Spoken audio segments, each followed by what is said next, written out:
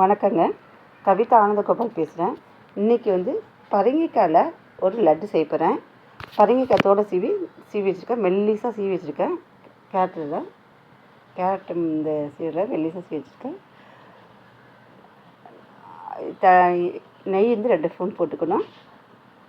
ஏன்னா குழந்தைங்க பரங்கிக்காய் எடுத்துக்க மாட்டாங்க. இப்படி நம்ம ஸ்வீட் செஞ்சுக்கிட்டால் பிள்ளைங்க விரும்பி சாப்பிடுவாங்க.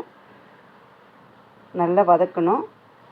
அந்த பச்சை சுமல் போட்டு வதக்கணும். ஆனால் தண்ணி விடக்கூடாது.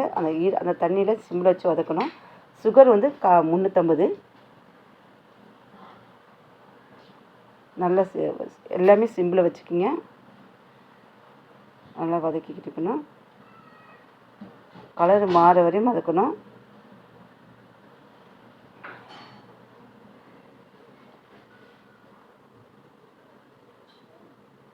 இப்போ பொட்டுக்கடலை வறுத்து வச்சுக்க 3 ஏலக்காய், ரவை 50 கிராம் ரவை, 100 கிராம் பொட்டுக்கடலை, அதையும் மிக்சியில் போட்டு நல்லா பவுடர் அரைச்சிருக்கேன். அதை நம்ம கலந்துக்கலாம்.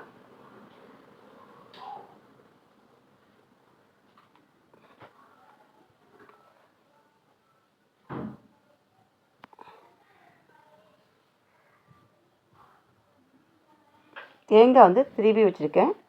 அவங்களுக்கு தேங்காய் நான் வறுக்கலை, கொஞ்சம் திருவி கொஞ்சம் நைட்டாக உணர்த்தி வச்சுருக்கேன், அவ்வளோதான். அதையும் போட்டுக்கலாம். தேங்காய் 1 மூடி. அதுவும் இந்த கேரட்டில் நம்ம சீவணும் அந்த மெல்லிசில் தான் சீவணும். அந்த பக்குவத்தில் இருக்கணும்.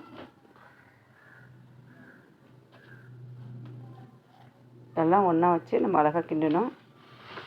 இப்போ நான் நல்லா கிண்டி லட்டு முடி பதத்துக்கு பிரிச்சு இது